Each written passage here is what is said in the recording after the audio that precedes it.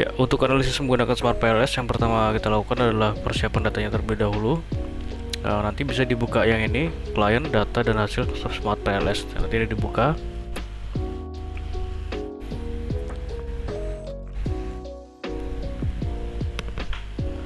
Nah, ini adalah data yang akan digunakan untuk analisis Smart PLS. Jadi nanti yang kita copy itu adalah nama dari masing-masing kuesioner ini dan datanya saja. Jadi untuk nama variabel dan nomor ini tidak digunakan. Nah, kemudian data ini nanti kita rubah formatnya menjadi CSV. Caranya seperti ini. Jadi kita copy dulu. Seperti ini kita copy semua. Jadi yang di copy itu hanya nama dari pertanyaan kuesioner ini dan datanya saja. Kita copy, kemudian file, kita buat lembar kerja baru, kemudian kita paste seperti ini. Kemudian pilih file, save as, browse, kita bebas ini simpan mau di mana.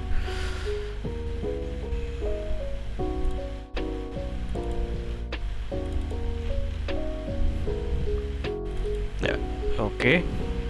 Kemudian kita bisa beri nama di sini, kita tulis saja contoh seperti itu. Kemudian save as tab-nya kita rubah dari XLSX ini kita rubah ke CSV. Nah, ini kita rubah ke CSV, kemudian kita save. Nah, ini karena saya sudah buat, nanti bisa gunakan file yang ini saja. Jadi client 5607 data CSV itu sama saja prosesnya seperti tadi. Oke. Setelah data CSV-nya terbentuk, ini untuk data CSV-nya, kita buka aplikasi Smart PLS.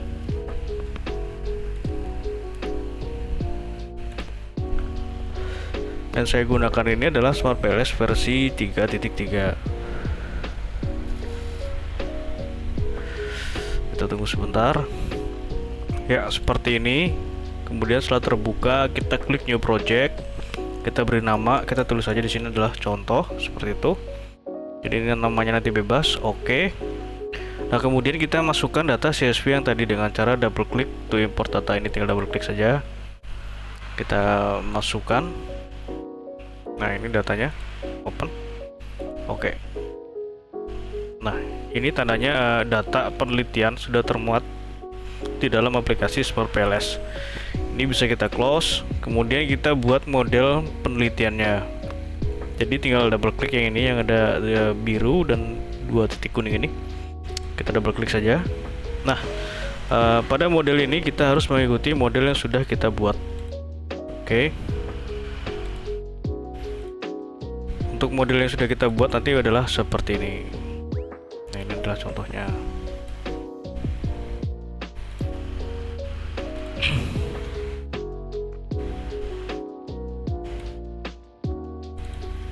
Ya, seperti ini contohnya.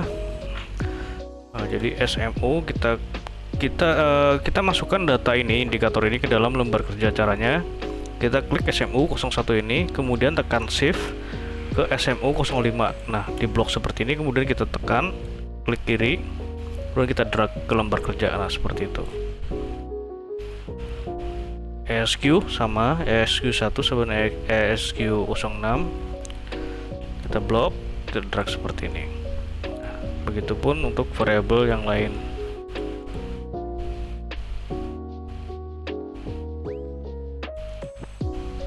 Ya, seperti ini. Oke, kita bisa tutup dulu. Nah, setelah masuk semua seperti ini, lalu kita beri nama. Nah, SMU ini adalah X1 ya. Ini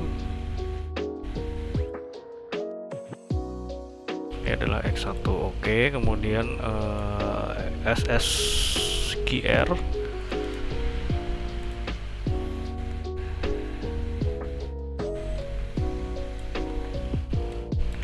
X2, kemudian ESQ ini adalah X3,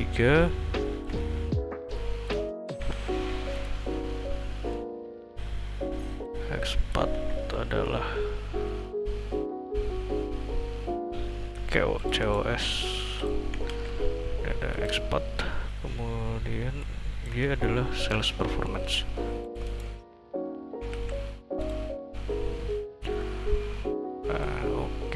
Ya, setelah seperti ini lalu kita rapikan modelnya. Nah, untuk bentuk model gambar analisis jalur ini bebas ya, jadi tidak ada ketentuannya, cuma yang penting itu nanti hasil dari analisisnya itu kan nanti ada angka-angkanya di gambar ini, itu tidak tertutupi oleh garis ataupun gambar, jadi bisa terbaca dengan jelas. Nah, jadi untuk pembuatan model ini mungkin bisa berbeda dengan apa yang ada di model hipotesis, yaitu wajar dan tidak masalah. Yang penting ya nanti jalurnya ini sesuai dengan hipotesis penelitian yang ada.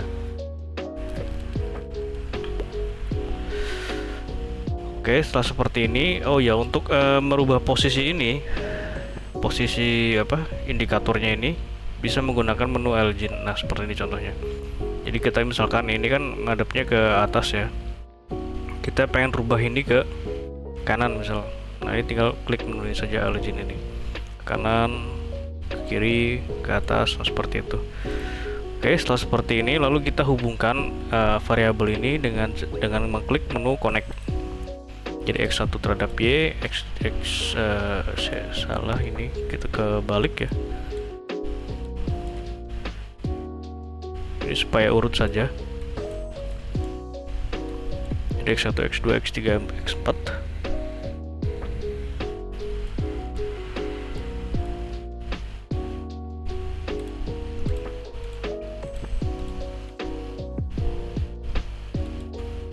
Ya, seperti ini.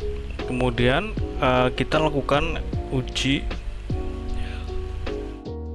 outer model yang pertama. Jadi di analisis yang pertama ini, untuk outer model pertama ini, jadi kita akan menyeleksi indikator ini mana saja yang tidak memenuhi kriteria validitas dan reliabilitas sesuai dengan kaidah yang ada di Smart PLS. Ya, seperti ini lalu kita lakukan pengujiannya, klik calculate PLS algorithm, kemudian start calculation. Ya, seperti ini hasilnya. Yang pertama kita lihat adalah overloadingnya terlebih dahulu. Nah, untuk overloading ini standarnya adalah yang baik itu di atas 0,7. Namun di sini ada pengecualian atau toleransi. Nilai toleransinya adalah 0,4 sampai dengan 0,699. 0,699 ya, betul. Nah, ini warna merah tandanya di bawah 0,7. Nah, kita lihat lagi di sini. Nah,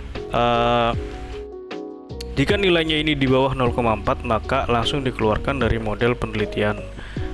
Nah, kemudian selain melihat nilai dari overloadingnya ini, kita juga melihat dari construct reliability and validity. Nah, ini yang kita lihat itu adalah nilai AVE atau average variance extracted. Ini harus di atas 0,5, composite reliability harus di atas 0,7, dan crowback alpha di atas 0,7.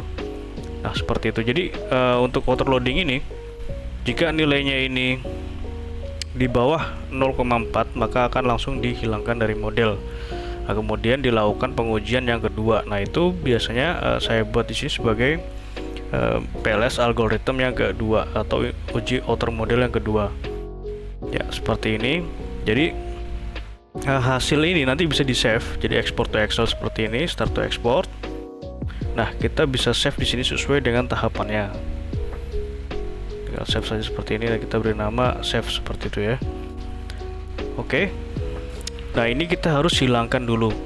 Nah, namun ini kan kita juga jangan sampai data ini hilang juga, data awalnya ini. Jadi kita bisa kembali ke model yang tadi, kemudian klik save. Nah, kita save dulu modelnya. Kemudian ini kan tadi sudah di save ya. Ini kita bisa buat model ini kopinya. Jadi yang copy ini yang nanti akan kita hilangkan salah satu dari indikatornya tadi. Jadi caranya ini kita klik kanan saja, kemudian duplicate. Oke. Nah, contoh kita buat ini beri nama, misalkan belakangnya adalah bootstrapping.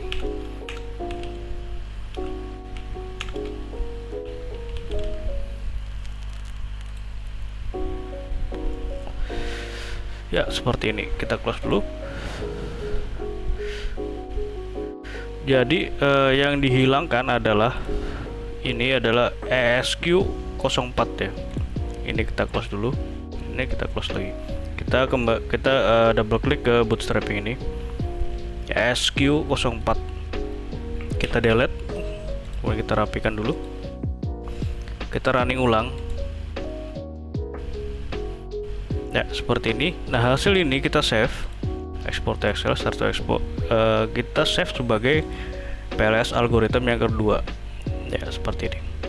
Nah, ini yang nanti data ini yang nanti kita gunakan untuk pengujian selanjutnya. Jadi untuk uji intermodel, blind folding atau Q-square, dan uji hipotesis.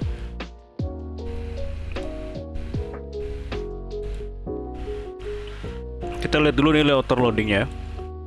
Nah, outer loading ini masih ada yang merah, artinya ini di bawah 0,7, namun ini sudah di atas 0,4 atau 0,5 ya. Ini sudah di atas semuanya, berarti ini dinyatakan bahwa nilai dari kuesioner, masing-masing kuesionernya ini sudah dinyatakan valid. Nah, kemudian untuk construct reliability and validity kita lihat juga. Nah, ini sudah semuanya sudah memenuhi. Jadi untuk validitas variabelnya juga sudah oke, kemudian untuk reliabilitasnya juga sudah oke, sudah memenuhi. Setelah pengujian validitas reliabilitas, kita masuk ke diskriminan validity. Nah, untuk diskriminan validity ini kita menggunakan cross loading sesuai dengan yang ada di proposalnya. Untuk lebih mudahnya nanti saya bacakan di sini saja. Atau di sini nanti bisa di sini di bagian PLS algorithm 2. Nah, ini cross loading. Di cross loading ini nilai dari variabel konstruk ke latennya ini harus lebih besar dibandingkan dengan variabel di sebelahnya ini. Seperti itu. Dan ini ada beberapa variabel yang lebih besar ke variabel lainnya. Contohnya adalah COS01. Nah, COS01 ini nilainya adalah 0,758, sedangkan COS01 ke X4 atau ke variabel latennya dia sendiri nilainya adalah 0,732. Nah, ini berarti diindikasikan terjadi gejala multikoleniaritas. Nah, yang tidak terjadi gejala multikoleniaritas itu contohnya adalah COS02. COS02 ini nilainya ke variabel latennya adalah 0,798, dibandingkan dengan variabel ke variabel laten yang lain dia lebih besar ke variabelnya sendiri. Nah, ini tidak terjadi gejala multikoleniaritas. Seperti itu untuk cara membacanya, tapi ini tidak masalah. Yang penting secara keseluruhan ini sudah memenuhi kriteria validitas reliabilitas. Oke. Setelah itu kita lihat juga nilai dari VIF. Untuk VIF kita nanti klik di sini saja. Yang digunakan adalah inner VIF. Nah, inner VIF ini nilai maksimalnya adalah 0,5. Nah, kalau di SPSS itu untuk VIF adalah nilainya adalah 10. Dan ini adalah 5. Dan ini adalah X2 dan X4, ini nilainya di atas 5, ditandai dengan warna merah. Artinya pada variabel X2 dan X4 ini terjadi gejala multikoleniaritas. Nah,